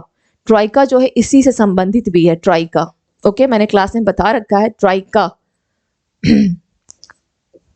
ट्राइका इसी से संबंधित है। और 2023 हमने देखा, 24 देखा, 22 में कब हुई थी? तो इंडोनेशिया में किया गया था। 2022 में कहाँ किया गया? Indonesia, Indonesia. और इसीलिए इसी को बोला गया है आपका ट्राइका, कि बैठक जो है, पूर्व की बैठक, वर्तमान की बैठक और भविष्य की बैठक जहां की जाती है, इसको ही ट्राइका शब्द कहा गया है। G20 के लिए इंपॉर्टेंट है। तो बोला गया है कि किस संस्था ने विश्व आर्थिक स्थिति, पूरे विश्व की आर्थिक स्थिति और उस आर्थिक स्थिति से क्या क्या संभावनाएं हो सकती है, इस रिपोर्ट को UN ने दिया। UN की रिपोर्ट आएगी, बाकी ये तीनों अपना अपना काम करेंगे। इनके जो सदस्य देश है, जहां लगेगा कि चलो कुछ देना चाहिए तो ये दे देंगे। तो यही हो गया आपका रिपोर्ट। चलिए अब बात आती है नेक्स्ट क्वेश्चन की तरफ बढ़ते हैं। नेक्स्ट क्वेश्चन क्या है देख लेते हैं।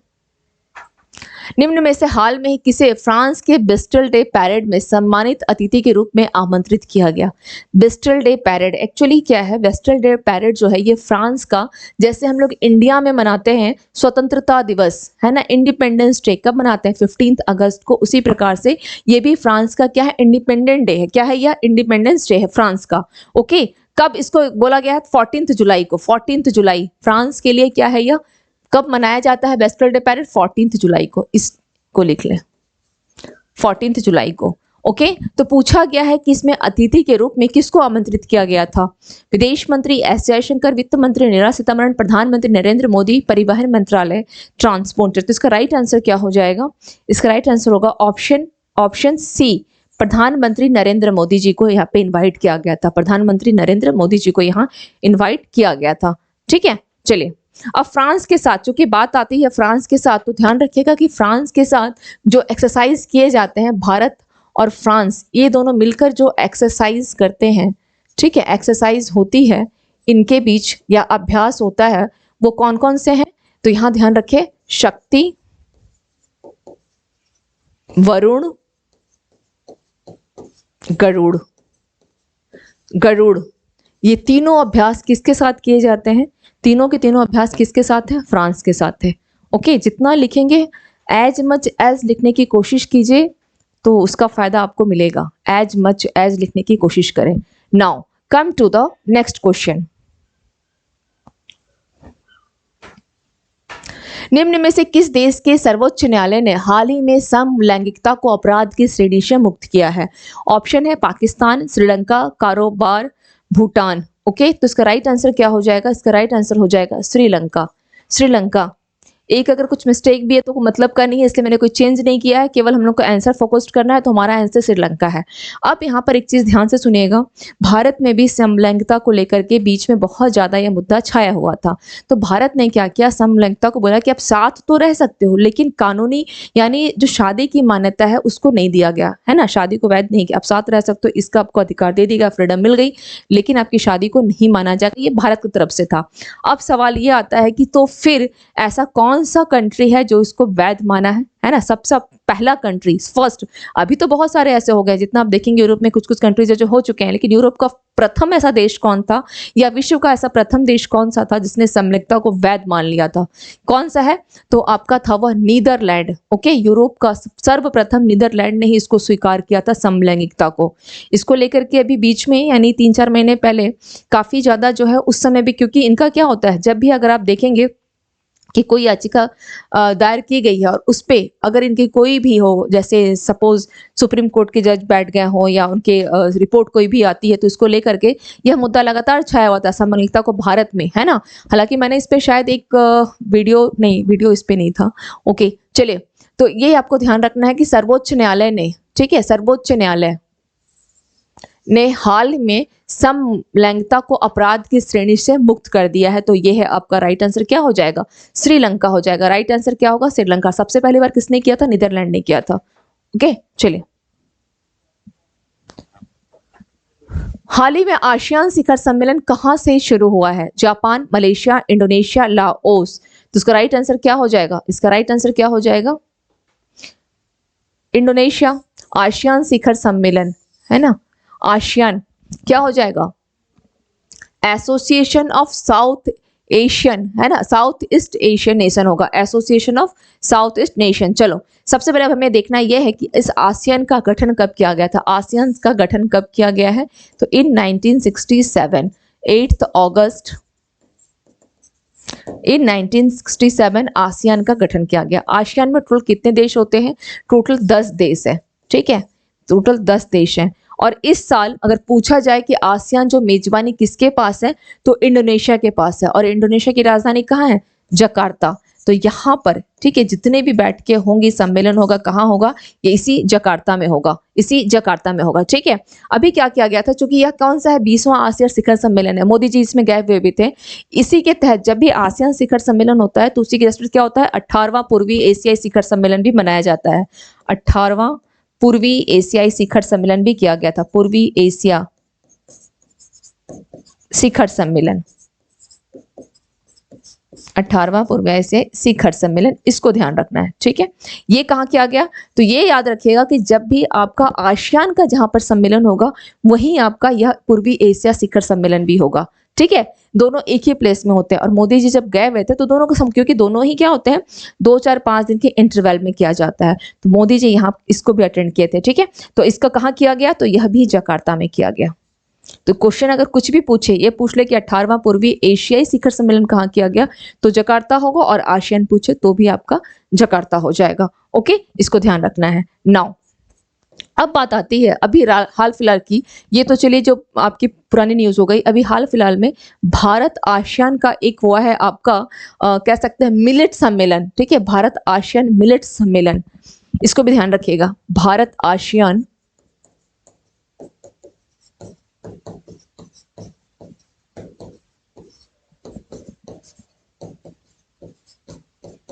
मिलेट्स सम्मेलन, ओके, भारत आसियान मिलेट्स सम्मेलन।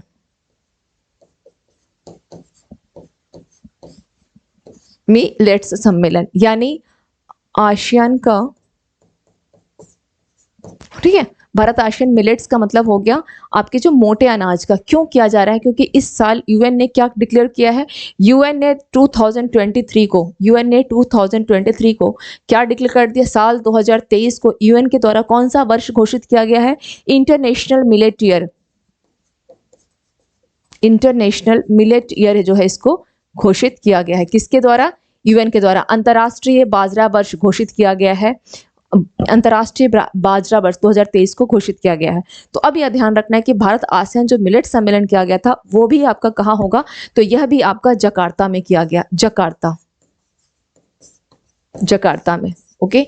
एक इंफॉर्मेशन और देना चाहूंगी, देखिए अगर कुछ भी पूछ लेता है, जैसे हम लोगों को ये मालूम था कि G20 के तहत इस बार भारत में 200 से मतलब मोर देन 200 ऐसे समिट किए गए। सबकी अध्यक्षता किसने किया? भारत ही कर रहा था, है ना। तो इसी प्रकार से अगर पूछ ले कि आसियान को लेकर के कुछ भी किसका कहाँ पर किया गया, तो बस दिमाग में रखिएगा कि जकार्ता इंडोनेशिया, क्योंकि इसकी मेजबानी कौन कर रहा है? मेजबानी इंडोनेशिया कर रहा है। तो जितने भी राइट्स अध्यक्षता होगी, प्रेसिडेंसी होगी, इससे संबंधित कुछ भी सबमिट होगा, ये सब के सब वहीं किए जाएंगे, okay. Now come to the next question.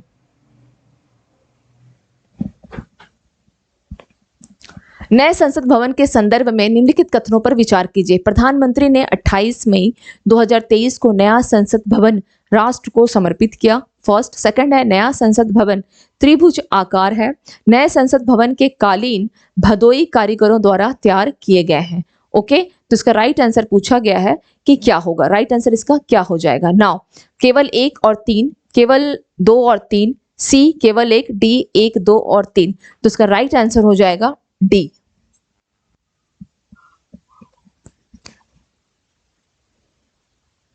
इसका राइट आंसर क्या हो जाएगा? डी, ओके, डी इसका राइट आंसर हो जाएगा, okay, D. Now come to the next question. चीन के पहले घरेलू स्तर पर विकसित बड़े यात्री जेट का क्या नाम है जिसने संघाई से बीजिंग के लिए अपनी पहली व्यावसायिक उड़ान भरी है? चीन के पहलू घरेलू स्तर पर पूछा गया है, तो ये देख लेते हैं कौन सा है। ऑप्शन दिया गया है C555, C677, C813 यानी 813 एंड C919। तो राइट आंसर क्या हो जाएगा? केवल आंसर इसका कर दें, डी होगा। इससे ज्यादा और कोई क्वेश्चन इंपॉर्टेंट नहीं है इसमें। नेक्स्ट क्या है देखते हैं। हाल ही में किस राज्य सरकार ने डिज्नीलैंड के आधार पर रामालैंड विकसित करने की योजना बनाई है? ओके, महाराष्ट्र, हिमाचल प्रदेश, कर्नाटका, उत्तर प्रदेश। तो इसका राइट आंसर क्या हो जाएगा? इसका राइट आंसर क्या होगा? डी। ठीक है, डी इसका राइट आंसर हो जाएगा। अब बात आती है चूंकि उत्तर प्रदेश को लेकर के, तो उत्तर प्रदेश से रिलेवेंट कुछ इंफॉर्मेशन को ध्यान रख लें। अगर पूछा जाए कि दूध और मांस के प्रोडक्शन में आपका यूपी जो है नंबर 1 पर है, किसमें है? दूध, मांस। ओके, इतना ही नहीं, अन्य खाद्यान्न वस्तुएं, जैसे अन्य खाद्यान्न में आपका आ गया गेहूं, गन्ना, जौ। ओके, इन सबों में यूपी टॉप पर है, first thing. Now second thing, UP को क्या दिया गया? अंतर्देशीय मत्स्य पालन का सर्वश्रेष्ठ राज्य पुरस्कार। यूपी को क्या मिला है? अंतर्देशीय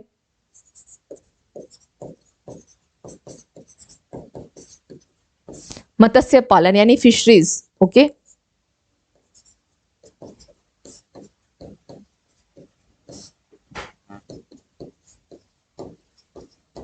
सर्वश्रेष्ठ राज्य का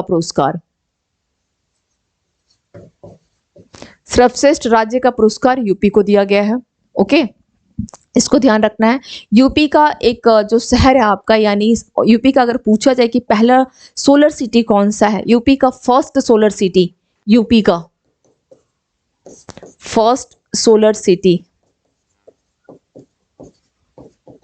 क्या हो जाएगा?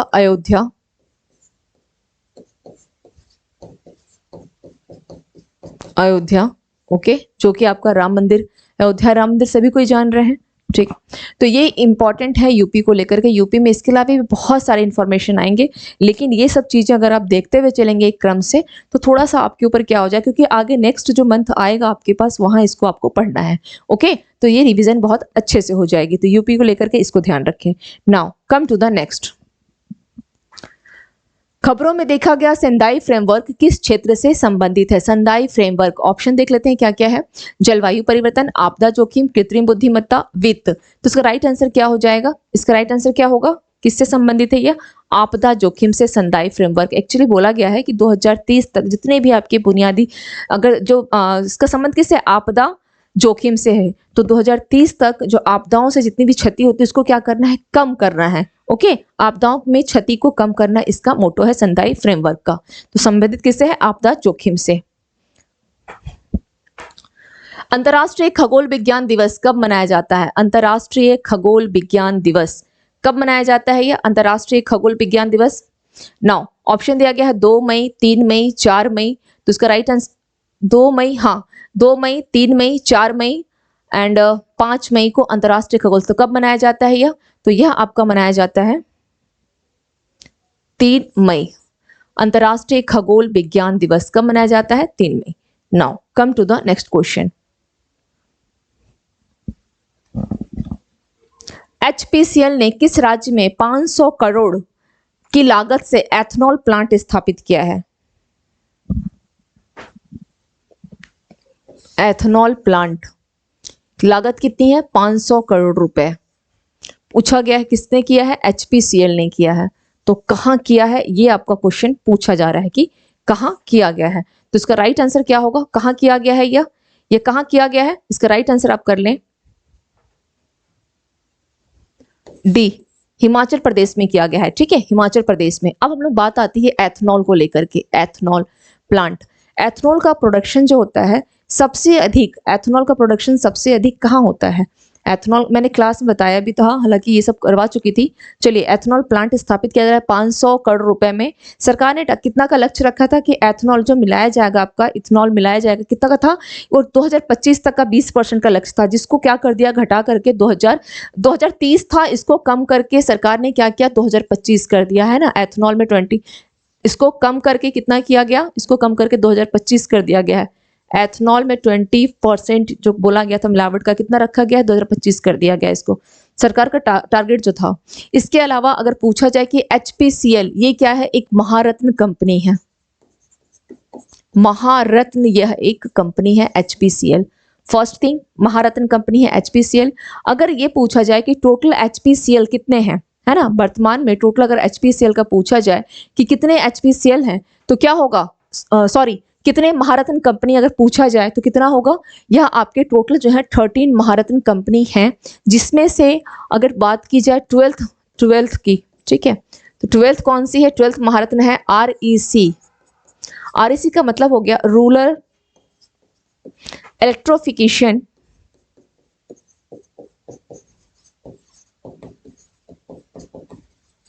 ओके कॉरपोरेशन लिमिटेड, ये हो गई। इसकी स्थापना कब की गई, इन 1969 में इसकी स्थापना की गई थी, REC लिमिटेड की। ये आपकी है 12th, इसको कब शामिल किया गया, कब महारत्न का दर्जा मिला, तो इसे 2022 में मिला है महारत्न का। तो 13th कौन सी महारत्न है, 13th कौन सी महारत्न है, ये है आपका ऑयल इंडिया लिमिटेड, इसको दिया गया है। तो टोटल कितने महारत्न हो गए, ये ध्यान रखना है। इसके अलावा अगर पूछा जाए आपसे इसके अलावा अगर ये पूछा जाए कि चलिए ये बताएं कि टोटल, हाँ, एथेनॉल अगर प्लांट की बात की जाए तो टोटल है 500 करोड़ रुपए की लागत से इसका प्लांट को स्थापित किया गया है, इसको ध्यान रखना है। क्लियर नाउ, ठीक है। चलिए come to the next question देख लेते हैं। निम्नलिखित में से किस राज्य के मुख्यमंत्री स्वदेशी मसाला वितरण कार्यक्रम का हाल ही में उद्घाटन किया है? ऑप्शन है पंजाब, राजस्थान, त्रिपुरा, आंध्र प्रदेश। तो इसका राइट आंसर क्या हो जाएगा, क्वेश्चन नंबर 31, इसका राइट आंसर क्या होगा,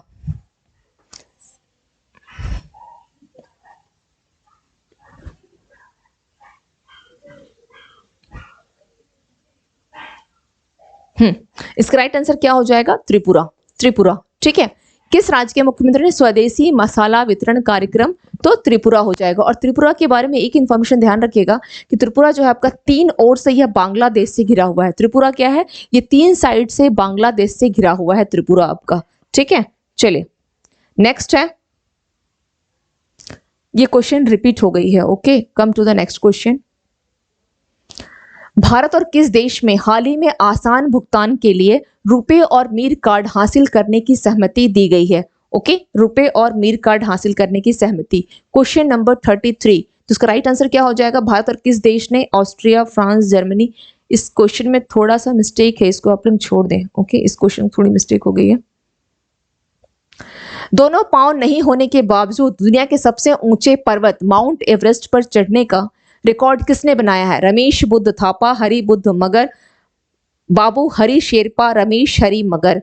ये बहुत एक बड़ी अचीवमेंट है ना, ये बहुत बड़ी अचीवमेंट है कि दोनों पांव नहीं होने के बावजूद, और ये ऐसी पहली स्टोरी सुनने को नहीं मिलती है कि दोनों पांव नहीं है उसके बावजूद दुनिया के सबसे ऊंचे पर्वत, क्या नाम है, माउंट एवरेस्ट पर चढ़ने का इन्होंने रिकॉर्ड बनाया है ना। और सोचिए कि यहाँ पर सब कुछ सही है, दोनों पांव, दोनों हाथ बिल्कुल सही है, उसके बावजूद माउंट एवरेस्ट तो छोड़ दें, अगर आप उनको बोलेंगे कि 2 किलोमीटर चल लो भैया, तो भी वो चलना नहीं चाहेंगे। और ये होता है एक जज्बा किसी चीज को पाने की। तो अगर ये जज्बा है तो माउंट एवरेस्ट ही क्यों, लाइफ में जो जिस चीज को फतह करना चाहें वो कर सकते हैं, है ना। चलिए, तो इसका राइट आंसर क्या हो जाएगा, हरि बुद्धा मगर। ठीक है, हरि बुद्धा मगर। इसके अलावा इनका ध्यान रखिएगा कि दुनिया की जो सबसे ऊंचे पर्वत कौन से, ज्योग्राफी में पूछ लेता है, दुनिया का सबसे ऊंचा पर्वत कौन सा है, माउंट एवरेस्ट। दुनिया का सबसे ऊंचा पर्वत माउंट एवरेस्ट, इसको भी ध्यान रखना है। Now come to the next. निम्नलिखित में से किस घटना की 70वीं वर्षगांठ पर 29 मई 2023 को एक रैली का आयोजन किया गया था? ठीक है, एक रैली का आयोजन। क्वेश्चन पूछा गया है चंद्रमा पर मानव का पहला कदम, अंतरिक्ष में मानव की पहली उड़ान, माउंट एवरेस्ट की पहली चढ़ाई, दक्षिणी ध्रुव पर अब तक का पहला अभियान। तो इसका राइट आंसर क्या हो जाएगा, क्या होगा? किस घटना की 70वीं वर्षगांठ पर 2023 को एक रैली का आयोजन किया गया था? तो इसका राइट आंसर है option C, Mount Everest. Mount Everest की पहली चढ़ाई। ओके, माउंट एवरेस्ट की पहली चढ़ाई। Now come to the next question. बच्चों के लिए डिजिटल हेल्थ कार्ड बनवाने वाला निम्न में से पहला राज्य हाल में ही कौन सा बना है? हिमाचल प्रदेश, तेलंगाना, उत्तर प्रदेश, महाराष्ट्र। तो इसका राइट आंसर क्या होगा, कौन सा होगा बच्चों के लिए? कौन सा हो जाएगा? यह उत्तर प्रदेश हो जाएगा। इसके अलावा उत्तर प्रदेश ने क्या किया है, बच्चों के लिए मतलब सभी अधिकार, हर बच्चे को हर अधिकार, इसने ये भी जारी किया है, हर बच्चे को हर अधिकार। ठीक है, हर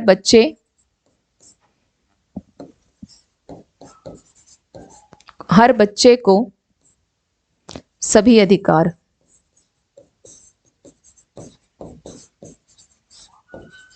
ये भी किसके द्वारा लागू किया गया? हर बच्चे को सभी अधिकार। कब किया गया है? 19 नवंबर को। किसके द्वारा है यह? तो यह भी यूपी गवर्नमेंट, ये भी यूपी गवर्नमेंट के द्वारा है, यूपी गवर्नमेंट के द्वारा किया गया है। ओके, यूपी गवर्नमेंट के द्वारा। Now come to the next. विश्व पशु चिकित्सा दिवस 2023 कब मनाया जाता है? विश्व पशु चिकित्सा दिवस 27 अप्रैल, okay, 27 April, 29 April, 30 April and 1 मई। तो इसका राइट आंसर क्या हो जाएगा? विश्व पशु चिकित्सा दिवस कब मनाया जाता है यह? इसका आंसर यहाँ पे हाँ दिया गया है। ठीक है, ठीक है, सही है। बी 29 अप्रैल को, 29 अप्रैल को इसको मनाया जाता है। यह क्या है? यह साल जो है अप्रैल के अंतिम शनिवार को, अप्रैल का अंतिम शनिवार कब मनाया जाता है यह विश्व पशु चिकित्सा दिवस? इसको बस इतना ध्यान रखें कि हर साल यानी एवरी ईयर जो सैटरडे होगा, यानी last Saturday of April month, every year last Saturday of April, every year, okay, every year last Saturday of अप्रैल। इसको ध्यान रखिएगा, हर साल क्या होता है यह अप्रैल मंथ में 29 अप्रैल को, ये हर क्योंकि चेंज होता रहता है तो एक फिक्स्ड रहेगा कि हाँ हर साल कब बनाया जाएगा विश्व पशु चिकित्सा दिवस। तो ये आपका हो जाएगा अप्रैल के अंतिम शनिवार को, last Saturday of April. Now come to the next. 1 मई को क्या मनाया जाता है? 1 मई को लेबर डे। निम्नलिखित में से किस राज्य के मुख्यमंत्री स्वदेशी मसाला, ये क्वेश्चन रिपीट हो गई। Okay, now come to the next. Centre for innovation, incubation, research and entrepreneurship यानी CI2RE का उद्घाटन किस राज्य या केंद्र शासित प्रदेश में किया गया है? Question number 39। ओके, तो उसका राइट आंसर क्या होगा? तमिलनाडु, तेलंगाना, गुजरात, केरल। तमिलनाडु, तेलंगाना, गुजरात, केरल।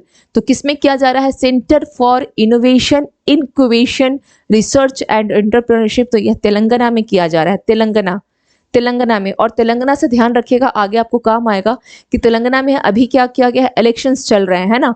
तो तेलंगाना में टोटल कितने सीट पे इलेक्शन किया जा रहा है? 119, 119 सीट पर। तेलंगाना में कितने सीट है? ऐसे अगर बोला जाए कि विधानसभा सीट कितनी है, यहाँ पर 119, इस पे क्या किया गया है? इलेक्शन किया जा रहा है। इसको ध्यान रखिएगा तेलंगाना का। इसका गठन कब किया गया था? इसका एक्चुअली 3rd टाइम, यहाँ पर जब से यहाँ ये अलग एक स्टेट बना है तेलंगाना, कब बना था? 2 जून 2014 को। तब से यहाँ तीसरी बार है जो ये इलेक्शन करवाई जा रही है, तीसरे time, 3rd time. Now come to the next. प्रधानमंत्री नरेंद्र मोदी ने नए संसद भवन के उद्घाटन के अवसर पर कौन सा सिक्का जारी किया? ठीक है, कौन सा सिक्का जारी किया है? देख लेते हैं क्या होगा आंसर। प्रधानमंत्री नरेंद्र मोदी ने नए संसद भवन के उद्घाटन पर, ऑप्शन दिया गया है 50 रुपए, 75 रुपए, 100 रुपए, 200 रुपए। तो इसका राइट आंसर क्या हो जाएगा? इसका राइट आंसर होगा 75 rupees, 75 rupees. Okay, now come to the next question. हाल ही में बिहार के बाद किस राज्य में फ्लाई वर्ग सर्वेक्षण शुरू हुआ है? फ्लाई वर्ग सर्वेक्षण, ऑप्शन दिया गया है हिमाचल प्रदेश, उड़ीसा, पंजाब, आंध्र प्रदेश। तो इसका राइट आंसर क्या होगा? इसका राइट आंसर हो जाएगा उड़ीसा में। बिहार के बाद है उड़ीसा में, तो याद रखिएगा कि बिहार का न्यूज़ है तो इंपॉर्टेंट है। तो बिहार के बाद उड़ीसा में। इसके अलावा बिहार में एक आपका स्टार्ट किया गया है मिशन दक्ष। ओके, बिहार में आपका स्टार्ट किया गया है मिशन दक्ष। मिशन दक्ष का मतलब होता है कि आप ऐसा मान के चले कि आप स्कूल में देखे होंगे कुछ बच्चे बैक बेंचर्स होते हैं, ऐसा नहीं कि कुछ पढ़ाई में बहुत अच्छे होते हैं लेकिन फ्रेंड्स के कारण वो जाके पीछे बैठ जाते हैं, या फिर कुछ ऐसे भी होते हैं जो पढ़ाई में अच्छे नहीं होते हैं। तो कहने का मतलब ये है कि जिन बच्चों का सपोज किसी सब्जेक्ट में अगर वो कमजोर हैं, पढ़ाई में कमजोर हैं, तो सरकार क्या कर रही है, इसका जो निरीक्षण किया जाएगा बिल्कुल एक जिला स्तर पर डीएम के द्वारा किया जाएगा। तो बोला गया है कि सभी स्कूलों में एटलीस्ट 5 बच्चे को क्या किया जाएगा, एवरीडे 5 बच्चे को, जैसे हम लोग कहते हैं ना कि एक्स्ट्रा क्लासेस मिलती है। एक्स्ट्रा क्लासेस क्यों होती है, कोर्स के इंप्रूवमेंट के लिए एक्स्ट्रा क्लासेस होती है। तो उसी के तहत इसमें भी क्या किया गया है, मिशन दक्ष के तहत जो बच्चे पढ़ाई में किसी सब्जेक्ट में कमजोर है तो ऐसे 5 बच्चों को चुना जाएगा और उन्हें एक्स्ट्रा टाइम दिया जाएगा। तो इसलिए ऐसा ये मिशन स्टार्ट होने वाला है 1 दिसंबर से। ये मिशन दक्ष कब से स्टार्ट हो रहा है, 1 दिसंबर। ओके, 1 दिसंबर से ये मिशन जो है स्टार्ट होने वाली है, मिशन दक्ष। तो किसके लिए है, तो कमजोर बच्चों के, कमजोर जो छात्र हैं उनके लिए है ये। ठीक है, कमजोर छात्र का होता है ना, किसी की मैथ्स वीक होगी तो वहाँ के उस स्कूल के जो हेडमास्टर होंगे वो टीचर्स के साथ बैठ के पहले तो समन्वय अपना स्थापित करेंगे कि हमारे पास कौन सा टाइम है जो बहुत सुटेबल हो रहा है और हमें उस टाइम पे प्रत्येक दिन 5 बच्चों को, है ना, इससे अधिक नहीं, 5 बच्चों को आपको लेकर के, हाँ ऐसा है अगर आपकी इच्छा है, अगर आप कर सकते हैं 5 बच्चे से अधिक प्रोवाइड को तो आप कर सकते हैं, अदरवाइज जो गवर्नमेंट की तरफ से निर्देश दिया गया है वो 5 बच्चों को निर्देश दिया गया है। ठीक है, चलिए कम टू द नेक्स्ट। हाल ही में बंगाल की खाड़ी में उठने वाले समुद्री तूफान साइक्लोन मोचा को किस देश के द्वारा नाम दिया गया था, cyclone mocha, Indonesia, Bangladesh, Yemen और ये होगा कतर है, ये कतर है। ठीक है, sorry,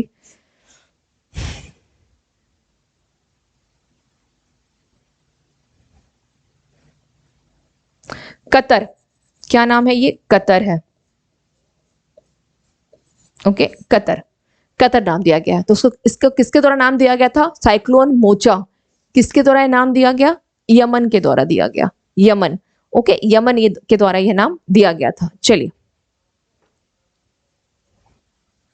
now come to the next.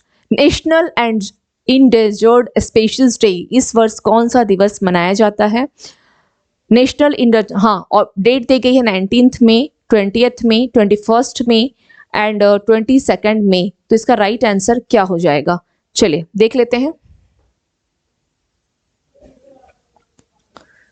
19 मई इसका राइट आंसर क्या होगा, 19 मई। अब हम लोग आते हैं, चूंकि ये बोला गया है, ये क्या होगा जब सेलिब्रेट किया जाता है इसको, तो इसका सेलिब्रेशन होता है आपका 19 मई को नेशनल इंडेंजर्ड, यानी यहाँ पे आप देख लें इंग्लिश नेम ही ज्यादा सही है इसमें, national endangered species day.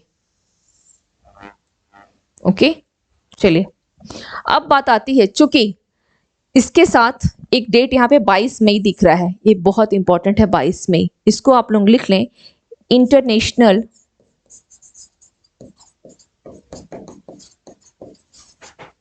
Day for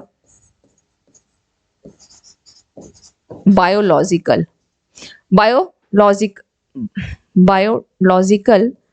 diversity या बायोडाइवर्सिटी। ठीक है, बायोडाइवर्सिटी क्या होगा, ये इंटरनेशनल डे फॉर बायोडाइवर्सिटी, यानी अंतर्राष्ट्रीय जैव विविधता वर्ष, अंतर्राष्ट्रीय जैव विविधता वर्ष।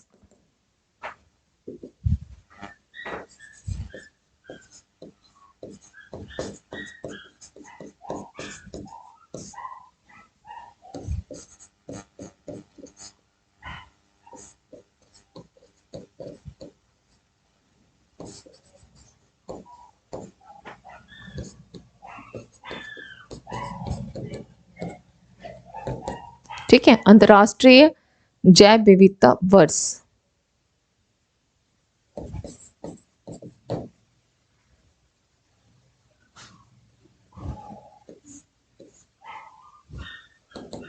चलिए ठीक है, नाउ ये हो गया। और आपकी जो ये इन डेजर्ट स्पीशीज डे है, ये हमेशा ध्यान रखिएगा कि 3rd फ्राइडे ऑफ मई,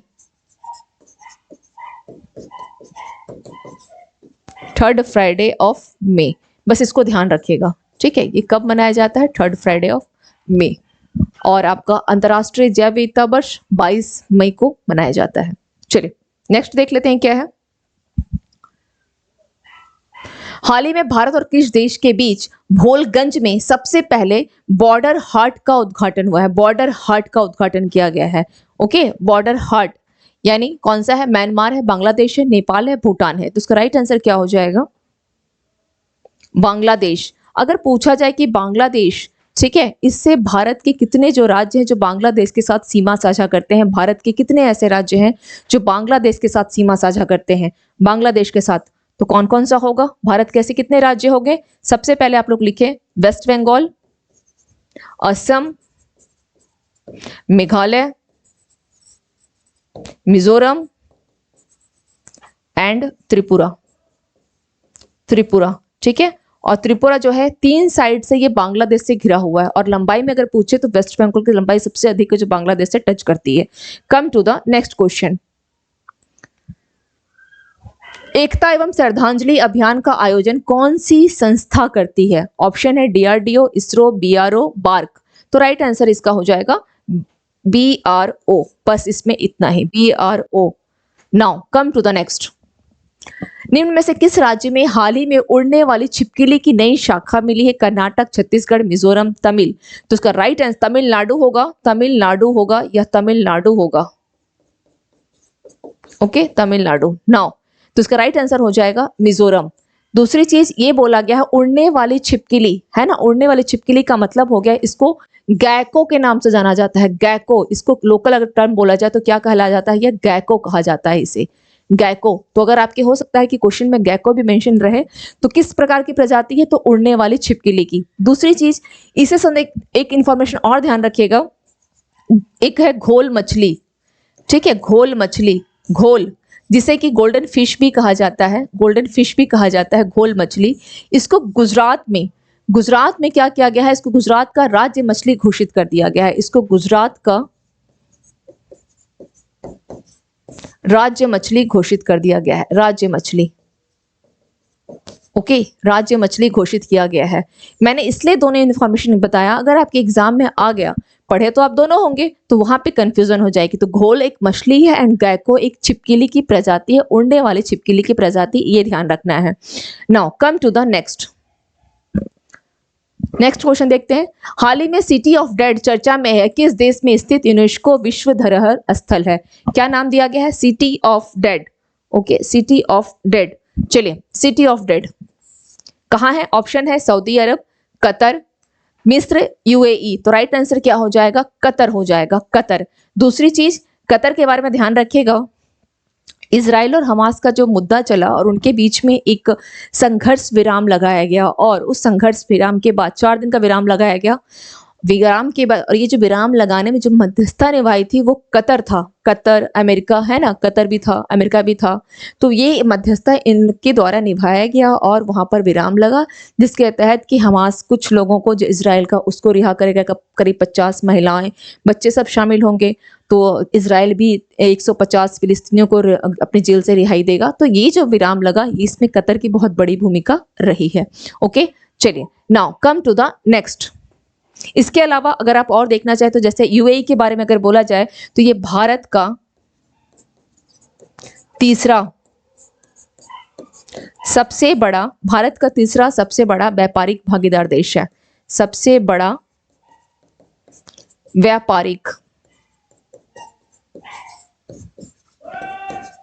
भागीदार देश है। भारत का ये तीसरा सबसे बड़ा व्यापारिक भागीदार देश है, और सऊदी अरब जो है ये 4th पोजीशन पर है, 4th व्यापारिक भागीदार देश।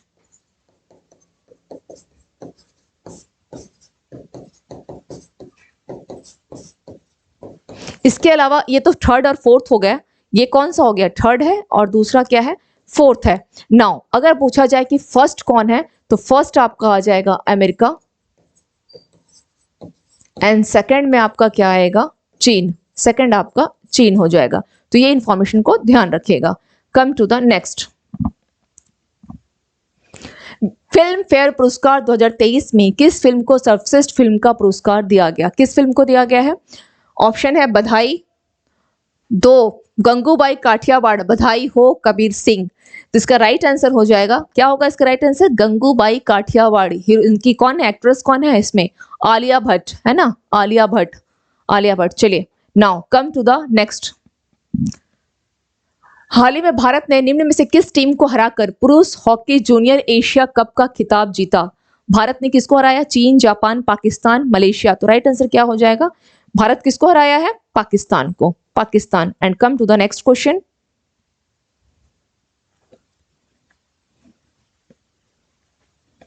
निम्न में से किस राज्य में दुनिया का पहला 3D प्रिंटेड हिंदू मंदिर बनने जा रहा है? महाराष्ट्र, गुजरात, तेलंगाना, उत्तर प्रदेश। तो इसका राइट आंसर क्या होगा?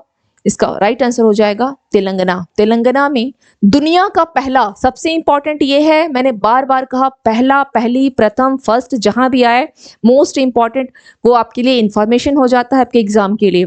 तो ये दुनिया का पहला 3D प्रिंटेड हिंदू मंदिर कहां बनने जा रहा है? यह तेलंगाना में बनने जा रहा है, इसको ध्यान रखिएगा, ये तेलंगाना में बनने जा रहा है। Clear now? तो ये हो गए आज की क्लास के हम लोगों ने मई मंथ का देखा है कंप्लीट एक टॉप 50 क्वेश्चंस। ओके, इसके अलावा अगर आप लोगों को कहीं भी लगे, सॉरी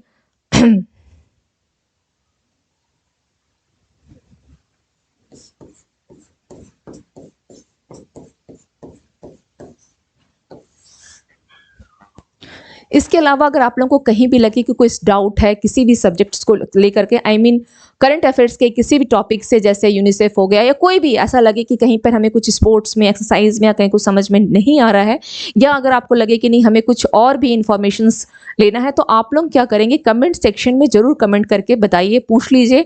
तो ये हम लोगों के लिए भी एक थोड़ा सही रहेगा कि चलो हाँ, कहीं भी स्टूडेंट्स को प्रॉब्लम आ रही तो कोशिश यही रहेगी कि एज मच एज आपकी प्रॉब्लम्स को सुना जाए और सॉल्व किया जाए। और आप लोग चैनल को लाइक करें, शेयर करें, सब्सक्राइब करें। तो मिलते हैं फिर नेक्स्ट क्लास में। Thank you to all of you and have a nice evening.